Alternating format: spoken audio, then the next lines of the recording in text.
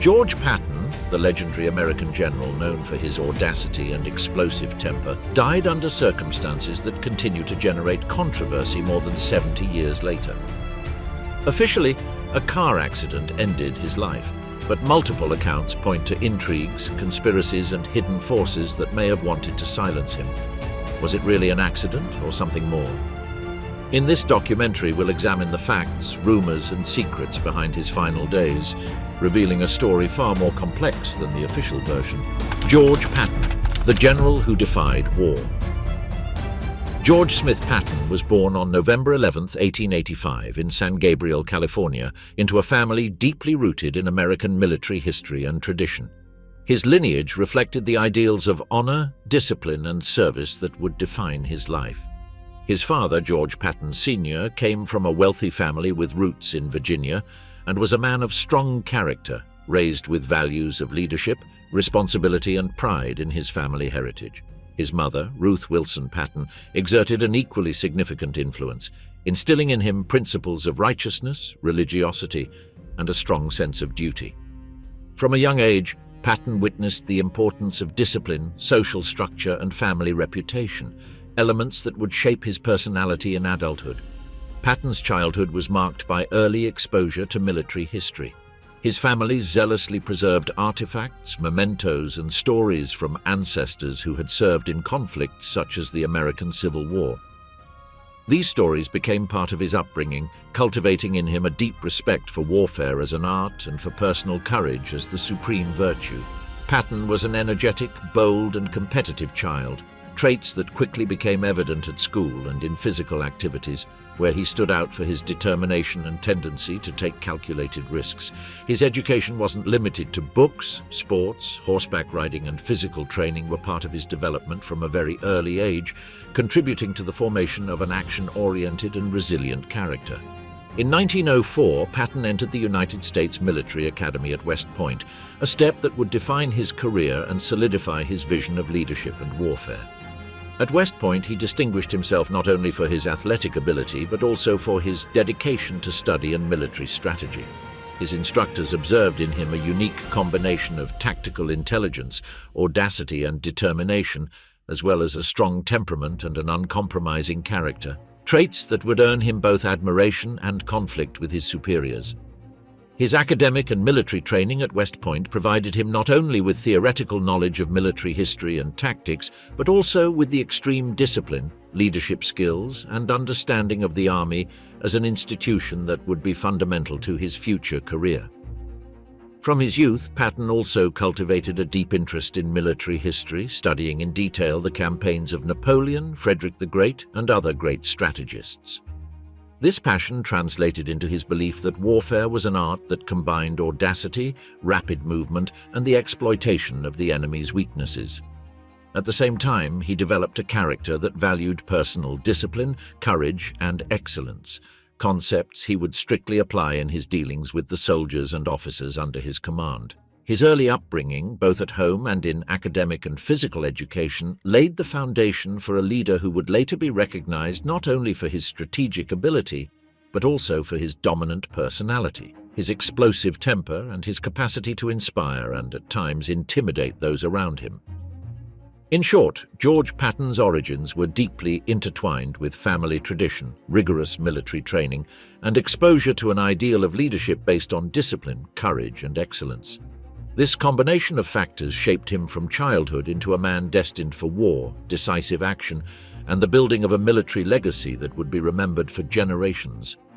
His childhood and youth not only shaped his skills and knowledge, but also his conception of honor, courage, and war as an enterprise where audacity and determination were as crucial as strategy itself. The road to war, his early years in the Army. After graduating from the United States Military Academy at West Point in 1909, George Patton began his official career in the U.S. Army with the same determination and ambition that had characterized his academic and physical training. His first assignment was at Fort Myer, Virginia, where he joined the 15th Cavalry Regiment. From the outset, Patton stood out for his iron discipline, his enthusiasm for physical training, and his insatiable interest in military maneuvers and horsemanship. skills he considered essential for any officer destined for the cavalry and future battlefields. His ability to learn quickly and apply military theory and practice allowed him to excel even in a strictly hierarchical and conservative environment, where innovation was not always welcome. During his early years in the army, Patton participated in a series of drills and maneuvers that were, at the time, the primary form of preparation for conflict. The US cavalry still maintained the tradition of mounted warfare, and Patton immersed himself completely in this world, perfecting his riding techniques, weapons handling, and combat leadership. His obsession with perfection and his competitive nature drove him to train intensely, constantly striving to surpass his teammates and himself. These early experiences not only provided him with tactical skills, but also solidified his direct and demanding leadership style, characterized by a combination of strict discipline and motivation through inspiration or intimidation. Contact with technology and military innovation was also crucial at this stage. Patton demonstrated a particular interest in motorized vehicles and mechanization, anticipating the future importance of tanks in modern warfare. His fascination with mobility and speed became one of his obsessions, and as the First World War progressed, he began to explore the application of modern tactics that would integrate traditional cavalry with new forms of mechanized warfare. Patton was one of the first American officers to understand that the warfare of the future would depend not exclusively on brute force, but on speed, surprise, and technological adaptability. During his deployment to Mexico in 1916, participating in the punitive expedition against Pancho Villa, Patton had his first real contact with field warfare. Although the conflict was limited in scale, the experience provided him with valuable lessons about logistics, troop mobility, and the importance of leadership in stressful situations and direct confrontation. His bravery and proactivity during this mission caught the attention of his superiors, solidifying his reputation as a bold and determined officer, willing to take calculated risks to achieve objectives. With the United States' entry into World War I, Patton was sent to Europe, where his training and the knowledge he had acquired in his early years in the army found an ideal field for application. Initially assigned as an instructor in combat tactics and officer training, Patton quickly distinguished himself for his ability to organize units and conduct exercises that combined military discipline and tactical effectiveness. His experience and innovative vision led him to be one of the main drivers of the use of motorized warfare and, later, the development of tank units, anticipating the transformation of 20th century conflicts. These early years in the army were crucial in shaping Patton's personality as a combat leader. The combination of extreme physical training, rigorous tactical instruction, and exposure to smaller conflicts provided him with a solid foundation upon which to build his career during World War II. His relentless focus on discipline, preparation, and technical innovation became his hallmark, differentiating him from many of his contemporaries and laying the groundwork for the bold campaigns that would later establish him as one of the most renowned and controversial commanders in American military history. In short, these early years not only prepared Patton for war in practical terms, but also solidified his combat philosophy: audacity, speed, absolute preparation, and the conviction that a leader must demand the best from himself and his subordinates, lessons that would mark each of his decisions and actions in future conflicts. Patton in World War II. During World War II, George Patton established himself as one of the most audacious and controversial commanders in the US Army. A leader whose vibrant and often polarizing personality was reflected in every decision made on the battlefield. From the earliest days of US involvement in the European conflict, Patton demonstrated an exceptional ability to combine speed, aggression, and tactical coordination in operations that demanded mobility and rapid decision-making.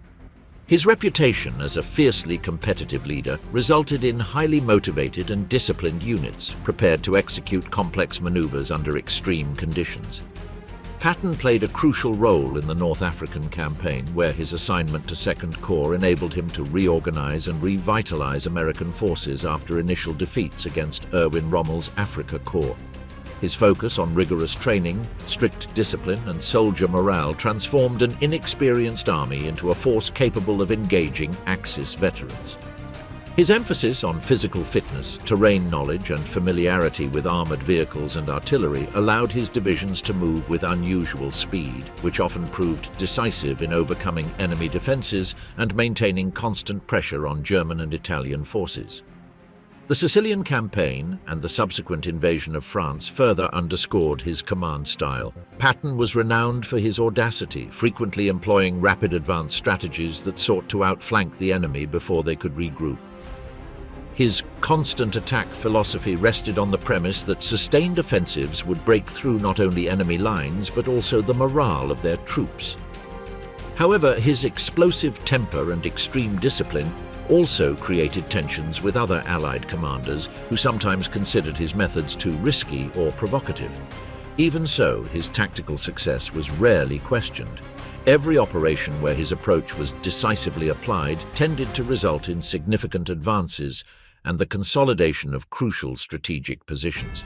Patton also distinguished himself in the management of armored and mechanized warfare. Considered a visionary in the use of tanks and mobile forces, Patton understood before many that the combination of mechanized infantry, motorized artillery, and armored units could produce devastating effects on the battlefield.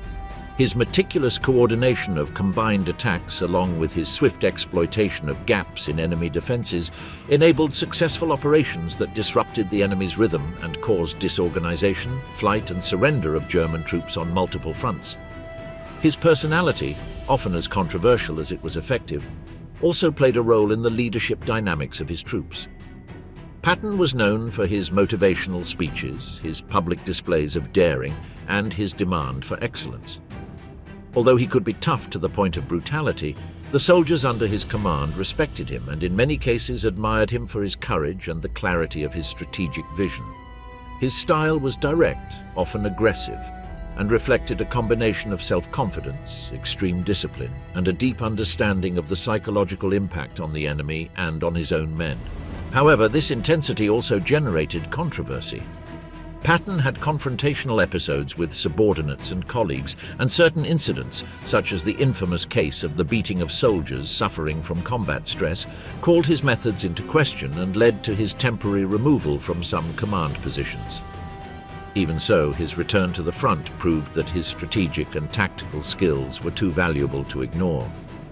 In each subsequent campaign, from Normandy to the advance through northeastern France and the Battle of the Bulge, Patton applied his principles of speed, coordination, and constant pressure, producing results that combined military effectiveness with strategic spectacle.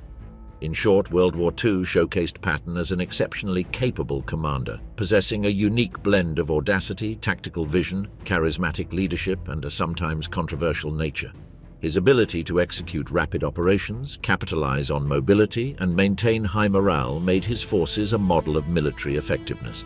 At the same time, his temperament and unconventional methods made him a contentious figure among allies and subordinates alike, but undeniably crucial to the success of American forces on multiple European fronts.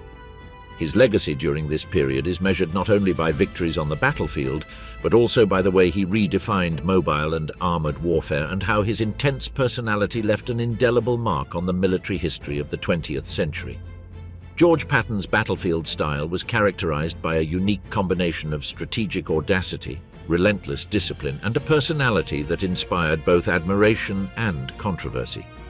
From the very beginning of World War II, Patton demonstrated that his approach was not limited to simply executing orders, but was based on initiative, quick decision-making, and the constant exploitation of opportunities presented by the enemy. His combat philosophy favored aggressive movement, continuous pressure, and tactical surprise, based on the belief that a cornered and disorganized enemy could be defeated more effectively than through prolonged, static engagements. Patton was a firm believer in strict military discipline. For him, rigorous preparation and obedience were essential to the success of any operation.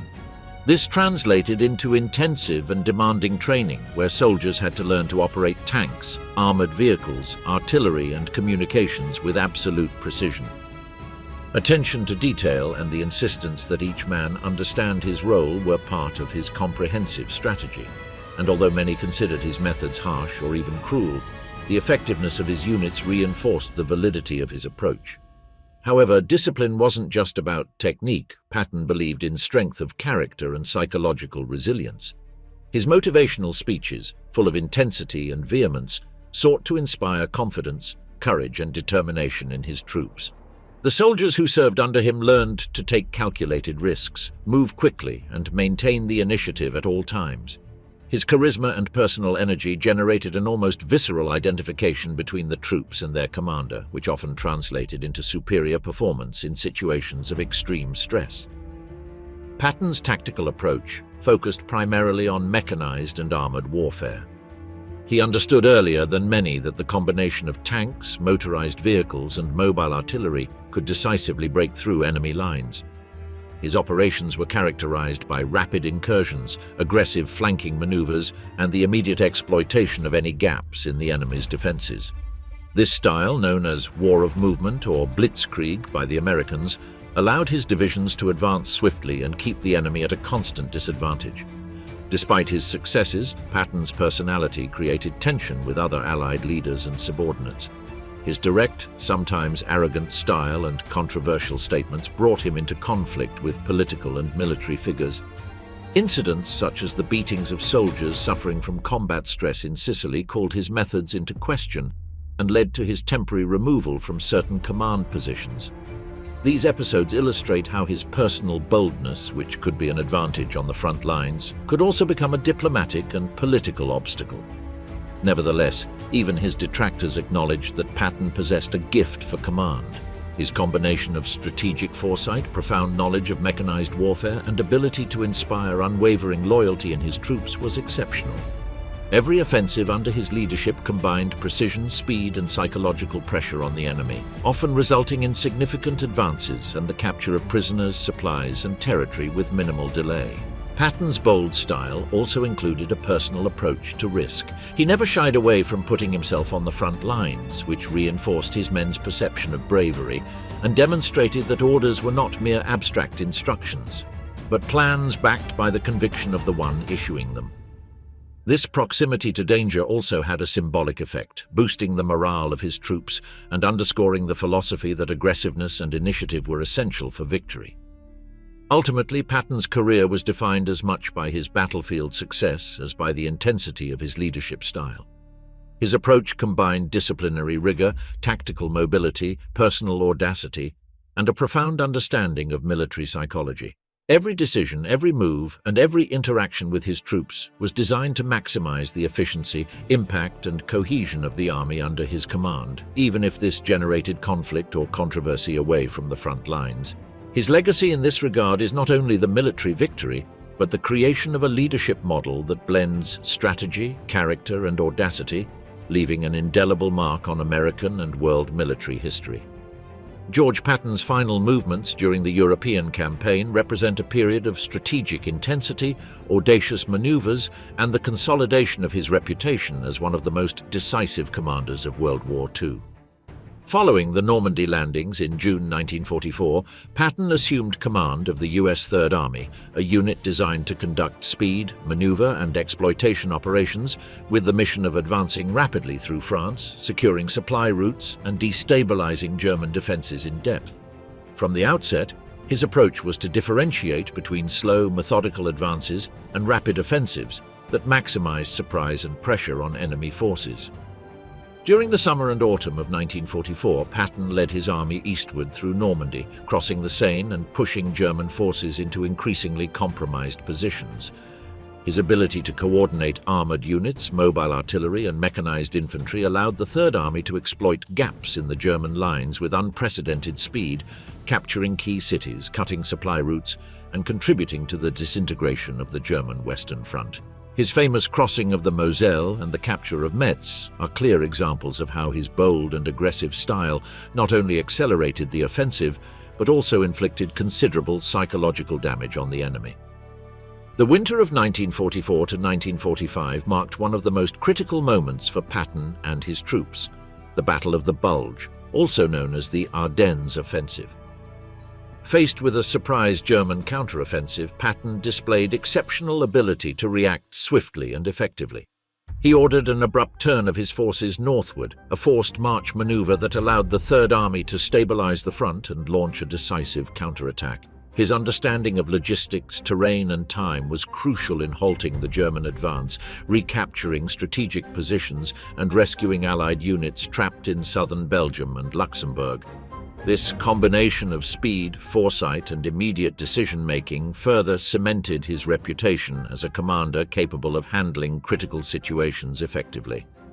As the Allied offensive advanced into Germany in the spring of 1945, Patton became a key driving force behind the German collapse. His Third Army crossed the Rhine, penetrated the heart of Germany, and moved rapidly into Bavaria and Austria. During these final weeks, his approach was as much military as psychological, relentlessly pressing a weary enemy, capturing strategic cities before they could be evacuated or destroyed, and securing the release of prisoners of war and concentration camps, knowing that the war was drawing to a close. Patton combined audacity, efficiency, and a sense of urgency that reflected his determination to bring the European campaign to a definitive end. In addition to tactical maneuvers, Patton had to navigate the complex political situation that emerged toward the end of the war. The division of occupation zones, tensions with other Allied generals, and interaction with British, French, and Soviet forces demanded a delicate balance between aggression on the front lines and inter-Allied diplomacy. Patton moved swiftly, securing territories and preventing a power vacuum from leading to chaotic administration, but he also displayed his characteristic ambition and energy, sometimes generating conflicts with his peers and the political establishment. The end of the European campaign was also marked by his involvement in the liberation of concentration camps and his first-hand experience of the magnitude of the crimes committed by the Nazi regime. Upon witnessing the horrors of these facilities, Patton understood that his mission was not only military but also humanitarian, encompassing rescue operations and the documentation of evidence. These experiences left a lasting impression on his view of warfare and his sense of responsibility in the face of the atrocities uncovered in enemy territory. Finally, Patton's last movements were not limited to military offensives. His Third Army actively participated in the provisional reorganization of occupied territories, securing supply lines, restoring order, and coordinating with other Allied forces the administration of liberated areas. His leadership abilities extended beyond the battlefield, demonstrating that an effective commander must combine strategic vision, tactical skills, and sensitivity to the political and humanitarian implications of his actions. Taken together, the final period of the European campaign cemented George Patton's status as one of the most dynamic, audacious, and controversial generals of World War II. Every move of the Third Army reflected his philosophy of speed, aggression, and efficiency, while also demonstrating the complexity of leading massive operations in unfamiliar territory, facing desperate enemies, and coordinating efforts with multiple allies. These final days in Europe not only marked the end of the war on the continent, but also the stage in which Patton defined his military and personal legacy, showing the extent to which a commander could influence the course of a campaign, the morale of his troops, and the fate of a defeated nation. The fatal accident, the facts that led to his car accident in Germany. The accident that claimed George Patton's life on December 9, 1945, can be better understood within the context of post-war Germany. Following the surrender of the Third Reich, the country was mired in structural and logistical chaos. Devastated cities, destroyed roads, collapsed bridges, and a transportation infrastructure that had not yet been fully restored. The Allied occupation required constant movement of high-ranking officers, regular inspections, and direct supervision of dispersed units, tasks that Patton undertook with almost obsessive rigor. His impulsive nature, his aversion to passivity, and his profound sense of responsibility toward the troops led him to personally travel, covering miles of treacherous roads in extreme weather conditions. On December 9th, Patton was on a seemingly routine trip, but in reality, it was fraught with risk. He was traveling from Mannheim to Heidelberg, accompanied by his liaison officer and a small entourage, including his driver and military aides. The roads in the Rhine-Palatinate region were narrow, many still scarred by the ravages of war, with potholes, slippery sections, and minimal signage. Visibility was severely limited by fog and winter rain, and the road surface was treacherous. a scenario in which any mistake could be fatal. Furthermore, US military vehicles of the time lacked modern safety standards. They didn't have mandatory seat belts, advanced suspension systems, or reinforced side impact protection, leaving occupants especially vulnerable in side collisions. Patton's car, a standard military personnel vehicle, was traveling at a moderate speed, but the combination of external factors and the vehicle's inherent vulnerability made any collision extremely dangerous. On a particularly narrow stretch of road, the car collided with an oncoming truck. The impact, though not head-on, directly affected the side of the vehicle where Patton was sitting.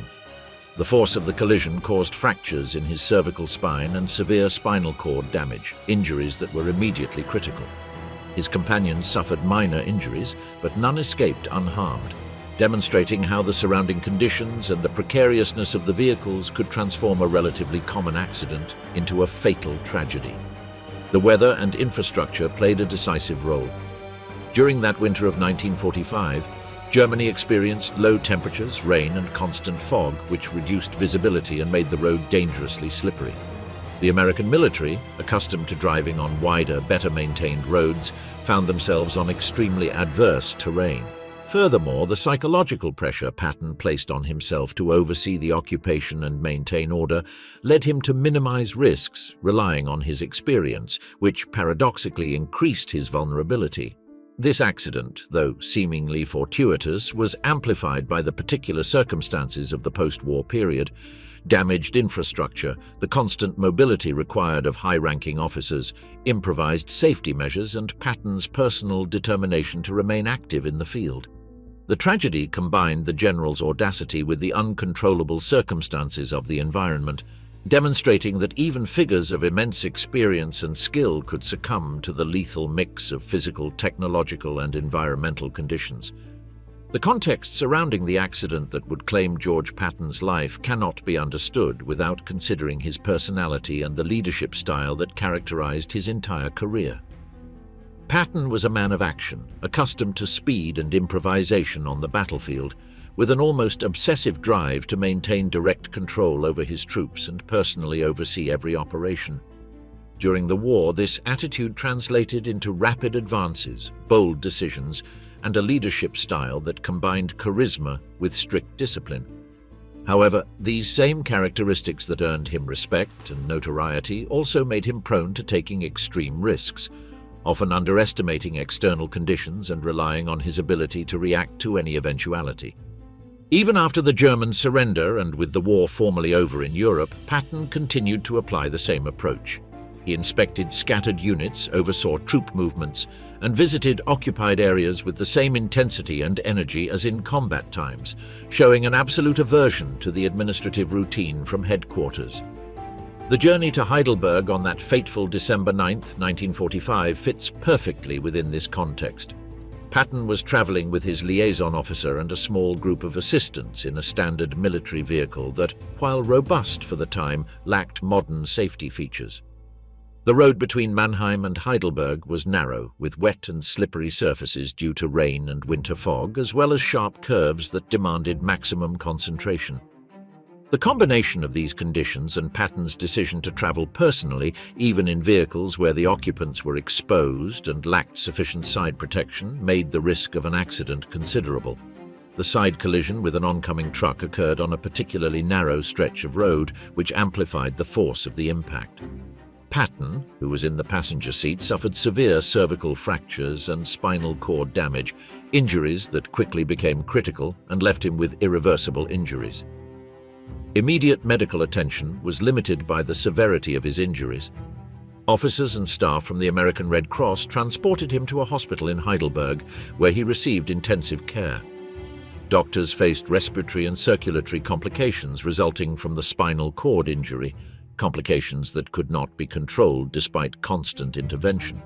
The nature of his injuries made a full recovery virtually impossible, and the partial paralysis he suffered permanently limited any possibility of movement, accelerating the deterioration of his overall condition.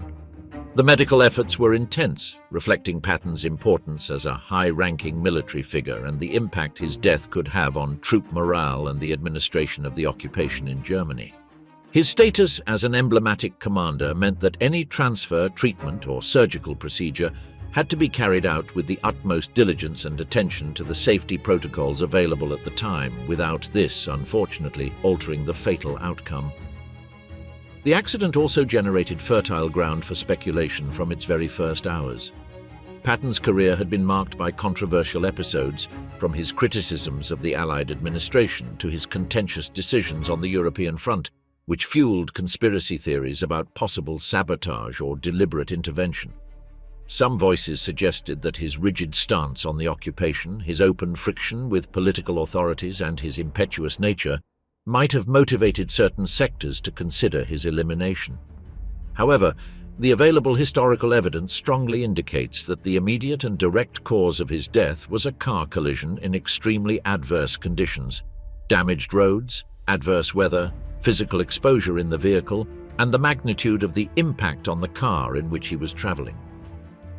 Beyond speculation, Patton's death reflects a complex interplay between the personality of an exceptional military leader and the circumstances of a war-torn country. His audacity, which had allowed him to maneuver successfully and achieve decisive victories on the battlefield, exposed him in the post-war period to risks that chance turned deadly. The car accident thus became a tragic epilogue to a life marked by action, extreme discipline, and a controversial character. The combination of his active lifestyle, the precariousness of post-war German infrastructure, and adverse environmental conditions meant that a relatively common event, a traffic accident, acquired historical consequences of great relevance. Ultimately, George Patton's death not only marked the end of his personal career, but also closed a unique chapter in American military history. His passing impacted the Allies' perception of the administration of the occupation, created a vacuum in the direct supervision of units, and accelerated the restructuring of certain commands in Germany. The story of his car accident, detailed in this way, allows us to understand how the combination of personal daring, inherent risks, and a post-war context can turn an everyday event into a historical tragedy, and how the life and death of a military leader can be forever etched in the collective memory because of the circumstances that surrounded him, beyond the war he had won or the battles he had led. Following the car accident on December 9, 1945, the severity of George Patton's injuries made his situation a medical case of the utmost urgency and complexity, even by the post-war standards of care for senior Allied military officers. The side impact of the car not only caused severe cervical fractures and spinal cord damage, but also multiple contusions to the chest, abdomen, and extremities. These injuries immediately compromised the stability of his spine and affected neurological function, resulting in partial paralysis and a loss of motor control that prevented him from moving on his own, or even performing basic gestures such as raising his arms or turning his head. Furthermore, the spinal cord injury carried an imminent risk of respiratory failure, since the intercostal and diaphragmatic muscles depended on nerve signals that were now partially or completely blocked, and any sudden movement could aggravate the irreversible damage. The transfer to Heidelberg was carried out quickly, under strict military supervision and assistance from Red Cross personnel, aware that every minute counted. The route, even in winter, featured wet and partially snow-covered roads with cold weather that could negatively affect blood circulation and increase the risk of hypothermia in an already vulnerable patient. At the military hospital, the medical team faced a critical situation. In addition to spinal cord damage, Patton had internal bruising that could trigger hidden bleeding, hemodynamic instability, and a risk of shock. Vital signs, including blood pressure, heart and respiratory rate, oxygen saturation, and temperature, were constantly monitored, and any sudden changes could require immediate intervention. The doctors employed advanced techniques for the time, including rigid immobilization of the spine using special splints and corsets, as well as the administration of powerful analgesics and sedatives to reduce pain and physiological stress, which could otherwise aggravate respiratory and cardiovascular complications. Preventive measures were also implemented to avoid deep vein thrombosis, pulmonary infections, and sepsis, common risks in patients with limited mobility. Partial paralysis made it difficult for Patton to communicate directly, forcing staff to interpret indirect signs such as facial expressions, involuntary movements, or changes in blood pressure to make critical clinical decisions about assisted breathing, intravenous hydration, and nutrition. The historical context also influenced medical care. The Heidelberg Hospital operated in a post-war environment with limited resources, a shortage of skilled staff, and constant pressure due to the simultaneous care of other Allied officers injured in accidents or minor clashes during the occupation. Doctors had to balance individual intensive care with the availability of beds, medicines, and equipment, which added a level of logistical and strategic complexity to managing Patton's case. During the days following the accident, his condition fluctuated. There were periods of apparent stability that generated hope among doctors and military personnel, interspersed with critical episodes of respiratory failure, arrhythmias, and sudden changes in blood pressure. Each complication required immediate adjustments to ventilatory support, intravenous fluids, and medication, while assessing the risks of surgery, which was almost impossible due to the multiple trauma and the vulnerability of the spinal cord. Patton's clinical evolution thus became a delicate balance between advanced medical intervention, prevention of complications, and management of a condition that, despite all efforts, was virtually irreversible. Patton's care also reflected the strategic importance of his figure. As one of the most emblematic generals of the Second World War, his critical condition was closely watched by the Allied High Command, aware of the impact that his death or recovery would have on the morale of the troops and the administration of the occupation in Germany. The combination of severe injuries, the post-war hospital environment, and the constant monitoring of his progress turned that hospital in Heidelberg into a microcosm where medicine, logistics, and politics were intertwined, and where every decision about his care had repercussions beyond the purely health-related sphere. In summary, Patton's hospitalization after the accident was a process marked by the severity of his injuries, the complexity of care in a post-war environment, and the interaction of medical, logistical, and strategic factors. His critical evolution reflected the combination of a devastating accident with the inherent vulnerability of spinal cord injuries, coupled with the historical context and the patient's military relevance, which made his condition a focal point of medical and political attention for the American occupation of Germany. As the days passed after the car accident of December 9, 1945, the severity of George Patton's injuries became increasingly apparent to the medical teams treating him in Heidelberg. The cervical fractures and spinal cord trauma had irreversibly compromised the spinal cord, causing partial paralysis in his limbs and alterations in basic vital functions. The specialists understood that any attempt at surgical intervention or intensive treatment could only keep him alive temporarily. Full functional recovery was virtually impossible with the technology and medical knowledge of the time. Complications arising from his condition included respiratory failure due to partial paralysis of the diaphragm, circulatory disturbances affecting blood pressure, and the risk of thrombosis and embolisms, common conditions in patients with reduced mobility during prolonged periods of immobilization. The medical team that took care of him was made up of Red Cross officers and U.S. military doctors specializing in war trauma and high-level medical emergencies, aware that Patton was not an ordinary patient but a strategic commander of enormous political and military relevance. His figure represented a symbol of American authority in occupied Europe, and his survival was seen as an element capable of maintaining troop morale and administrative stability in the areas under Allied control. Therefore, intensive care protocols were implemented that included rigid immobilization of the spine using splints and special supports, constant oxygen supply, powerful analgesics, and continuous monitoring of vital signs, including blood pressure, heart rate, respiration, and oxygen saturation.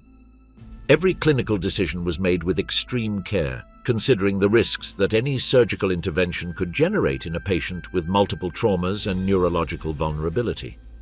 Patton's decline was progressive but steady. During the first few days, periods of relative stability alternated with episodes of respiratory failure and arrhythmias. Prolonged immobility also caused secondary complications such as pressure ulcers, respiratory infections, and risk of pneumonia, serious problems that doctors tried to control through intensive care, constant rotation, strict hygiene, and preventive measures that were limited by the resources available in a post-war hospital. still subject to shortages of staff, medicines, and specialized equipment. The combination of severe spinal cord injuries, internal trauma, and exposure to a hospital environment under reconstruction made recovery a virtually unattainable goal, and each intervention only temporarily prolonged the general's life without altering the inevitability of the outcome. As the third week since the accident approached, Patton's condition became critical and the prognosis became unequivocally guarded. The complete loss of motor function in certain areas, coupled with the inability to breathe independently and the continuous pressure on his circulatory system, left little room for maneuver for the doctors. Intensive care teams were forced to make complex decisions about fluid administration, ventilatory support, and analgesia, balancing pain relief with the patient's physiological stability. Furthermore, communication with Patton was extremely limited. His state of partial paralysis prevented normal verbal exchange, forcing doctors and nurses to interpret minimal gestures, eye movements, and changes in vital signs to assess his level of consciousness, pain, and need for intervention. During this period, the symbolic magnitude of Patton's figure was also reflected. The medical care he received was not only for humanitarian purposes, but was intrinsically linked to the post-war political and military context. His death represented the loss of an emblematic leader whose bold and controversial personality had been decisive during the campaigns in Africa, Sicily, France, and Germany. The constant monitoring of their care, the allocation of priority medical resources, and the meticulous attention to every detail reflected the recognition by the Allied High Command of their strategic importance, even after the cessation of active hostilities. Finally, on December 21, 1945, George Patton died in the hospital in Heidelberg as a result of complications arising from the car accident. The combination of severe cervical fractures, irreversible spinal cord trauma, internal injuries, and secondary complications made any hope of recovery nil. His death not only ended the life of one of the most daring and renowned commanders of World War II, but also closed a decisive chapter in American military history in Europe, marked by the presence of a leader whose energy, strategic vision, and imposing character had left an indelible mark. The outcome of the Patton case also allows us to observe the interaction between medicine, military logistics, and politics in a post-war context.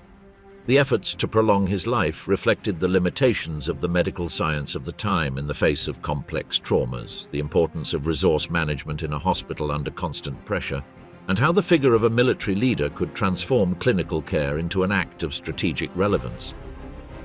The combination of these factors underscores not only Patton's personal tragedy, but also human fragility even among the strongest and most determined individuals, reminding us that seemingly random circumstances, in this case a car accident, can cut short even the lives of those whose existence seemed guided by boldness, discipline, and military destiny. Rumors about his death and possible sabotage. The death of George Patton has been the subject of speculation and conspiracy theories since the very moment it occurred, fueling an aura of mystery surrounding the final days of one of the most charismatic and controversial generals of World War II. Although official records state that his death was a direct result of complications arising from a car accident in Germany, various circumstances, coincidences, and unusual behaviors surrounding his hospitalization and transfer have given rise to a multitude of hypotheses that question the official version.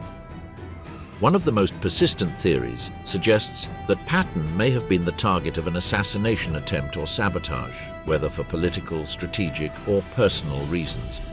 It is argued that his critical stance towards certain decisions of the US military administration and his opposition to the handling of the occupation of Germany could have created powerful enemies within the military and political establishment itself.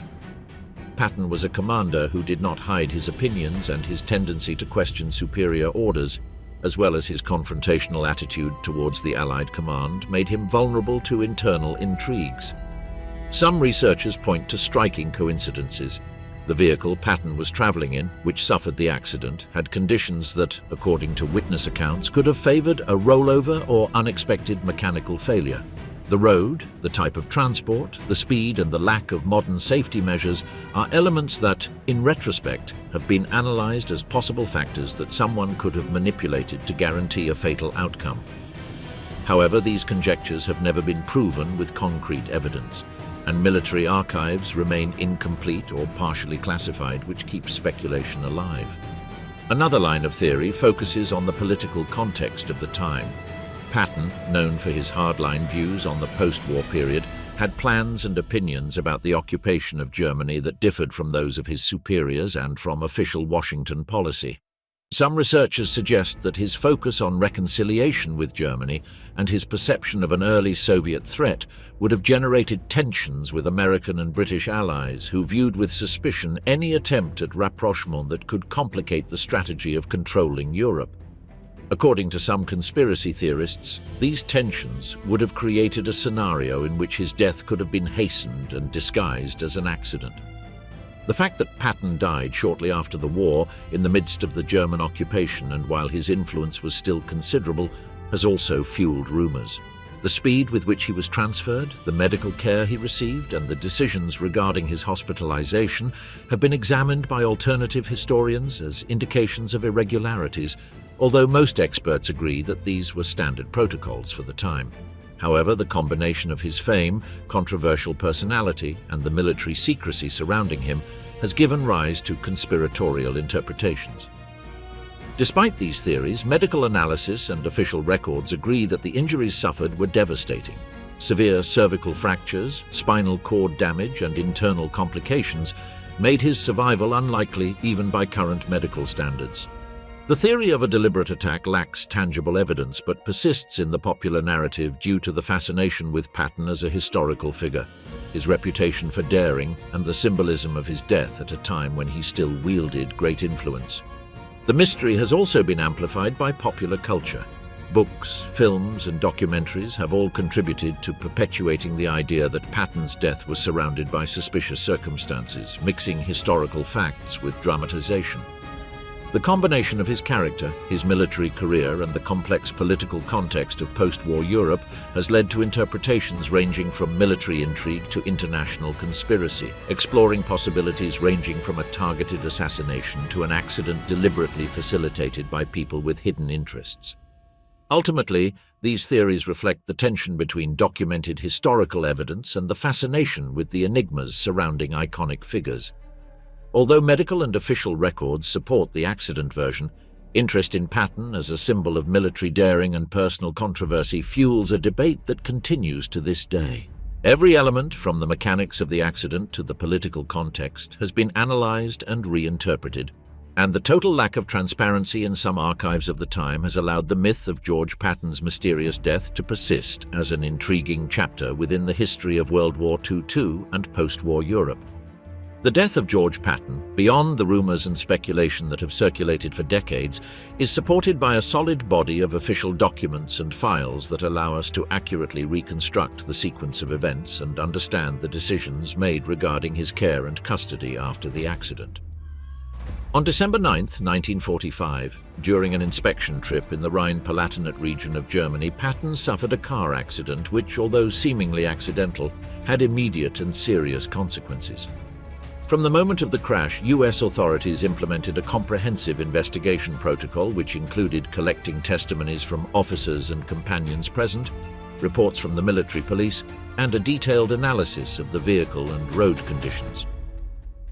Initial records emphasize that the car Patton was traveling in, an open-top military Cadillac, suffered a side impact that caused the vehicle to swerve and hit the general directly on the side. The terrain conditions, with narrow roads, partially covered in snow, and with reduced visibility due to winter fog, contributed to the severity of the accident. The vehicle's technical documents indicate the absence of mandatory seatbelts, advanced impact absorption systems, and other protective measures that would be considered standard today, which amplified the risk of critical injuries in the event of a collision. Once the accident occurred, reports show that the immediate reaction of the military and Red Cross personnel was quick and coordinated. Patton was removed from the vehicle and given first aid at the scene, where he was assessed for cervical fractures, contusions, and potential spinal cord damage.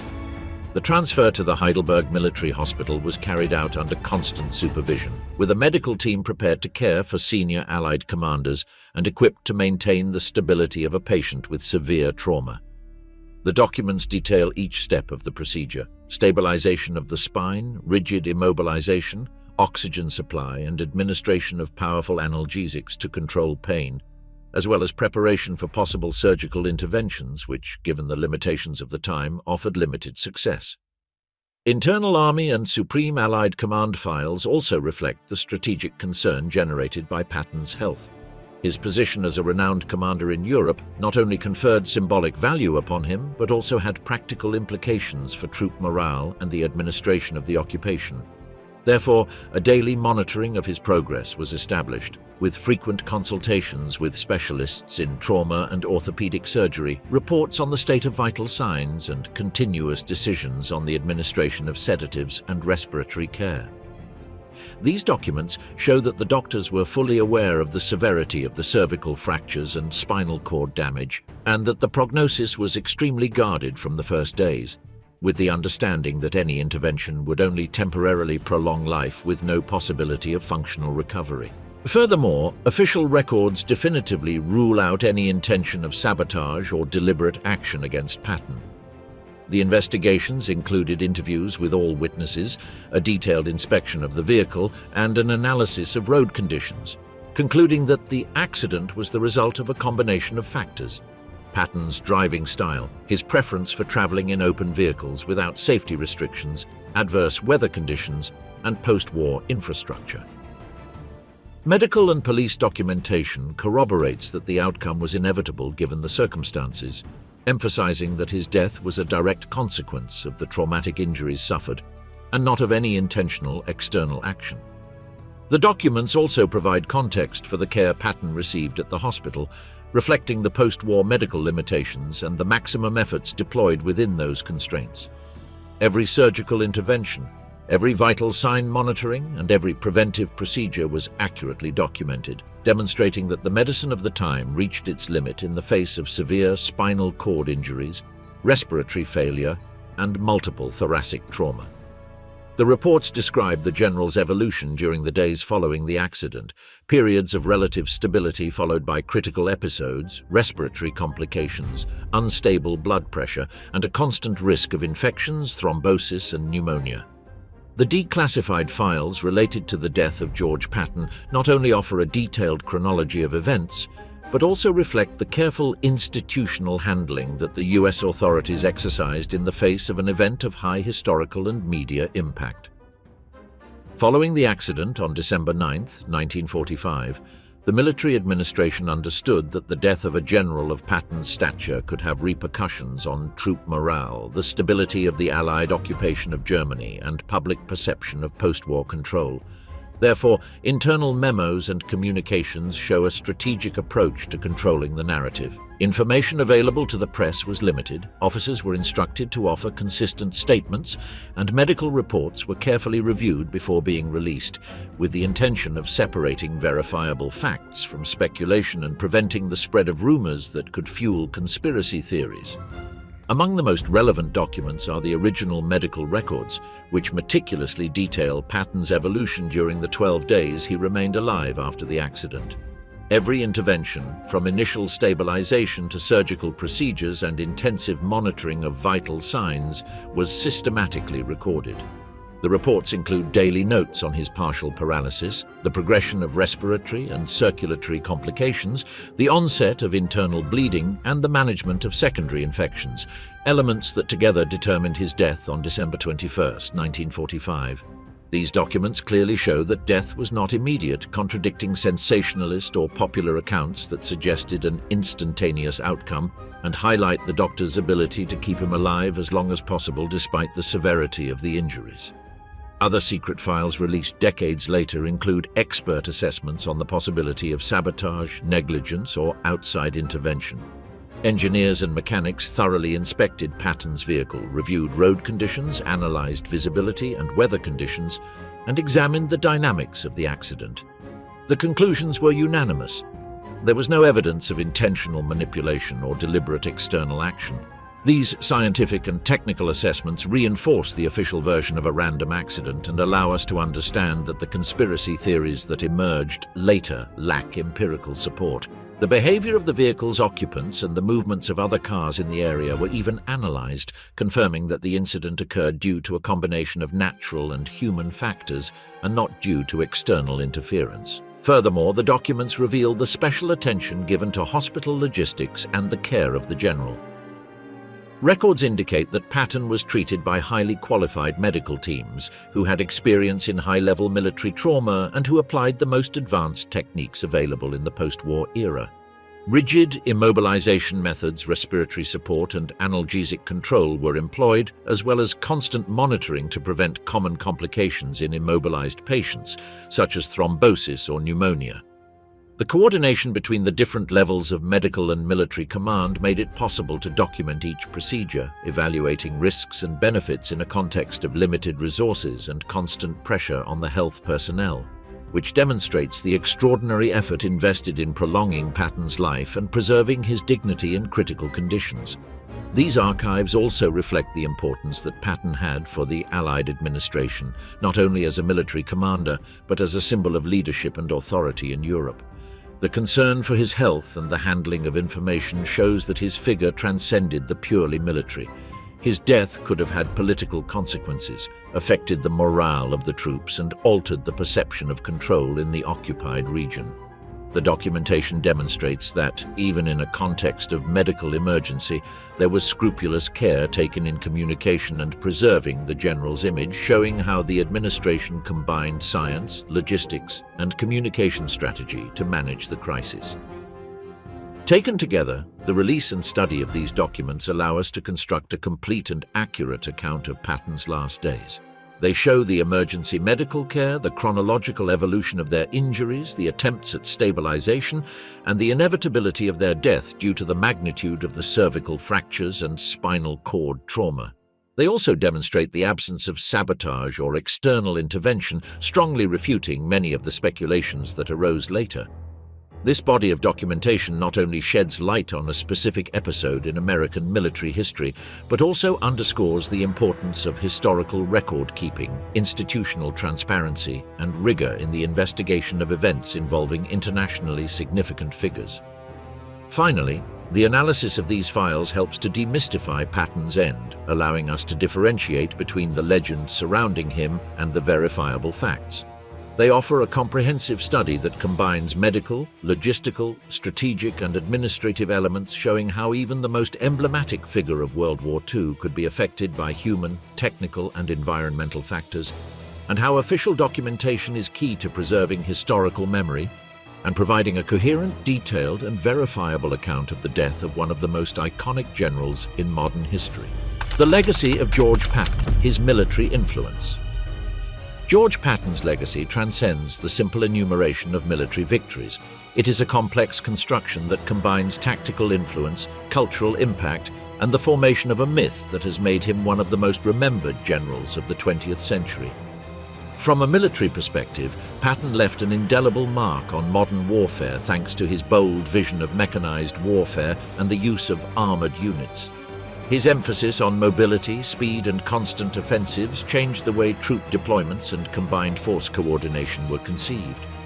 The lessons learned from his campaigns in North Africa, Sicily, and Western Europe were studied in military academies for decades, cementing his influence on the training of future generations of senior officers.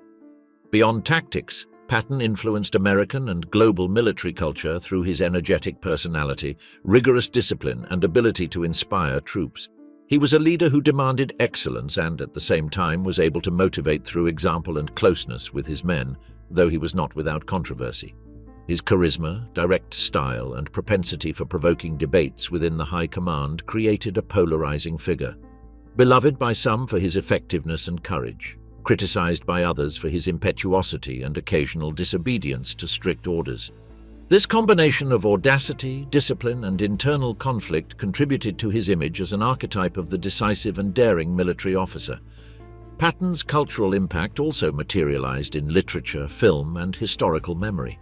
Works such as his autobiography and records from his personal journals reveal a man deeply aware of his historical destiny, obsessed with the glory, discipline, and grandeur of the American military tradition. His image was immortalized in films and documentaries, which emphasized his tactical genius, charisma, and eccentricities, creating a narrative that blends history and myth. The 1970 film Patton, winner of several Academy Awards, cemented his place in the popular consciousness, portraying a character who embodies both the heroic values of war and the complexity of a leader obsessed with victory and discipline. After his death, the construction of his myth intensified. Media attention, the publication of documents and private letters, and the study of his strategies fueled a narrative that presents Patton not only as a brilliant general, but as a symbol of American audacity, determination, and military vision. Subsequent historical analysis has sought to balance this view with a critical assessment of his mistakes, his impulsive temperament, and his controversial decisions, including disciplinary incidents and conflicts with superiors and allies, recognizing that his greatness was accompanied by human and strategic limitations. His legacy is also reflected in the way modern armed forces value individual initiative and controlled aggression in combat. The doctrines of armored warfare and rapid operations have been studied and adapted to contemporary contexts, with many officers citing his campaigns as examples of decisive leadership and innovative resource allocation. Even outside the military sphere, Patton has served as a reference on the importance of preparation, boldness, and the ability to take calculated risks, lessons that apply to both crisis management and strategic decision-making in various fields. Historically, the combination of his achievements, personality, and the aura of his tragic death solidified an almost mythical figure. His accident and premature passing reinforced the narrative of a leader invincible on the battlefield, yet vulnerable to life's contingencies, lending him an almost legendary air. This contrast between his absolute control in combat and his unexpected end has fueled decades of analysis, speculation, and admiration, making Patton a benchmark for how history mixes facts, memory, and myth to construct heroes and exemplary figures. In summary, George Patton's legacy is multidimensional. It combines military innovation, inspirational leadership, polemics and controversies, cultural impact, and a post-mortem mythological construction that continues to be the subject of study and fascination. His figure demonstrates how an individual can mark not only the immediate results of a conflict, but also the way in which later generations interpret war, leadership, and heroism, consolidating himself as an enduring example of audacity, vision, and the complex interaction between historical reality and legendary narrative.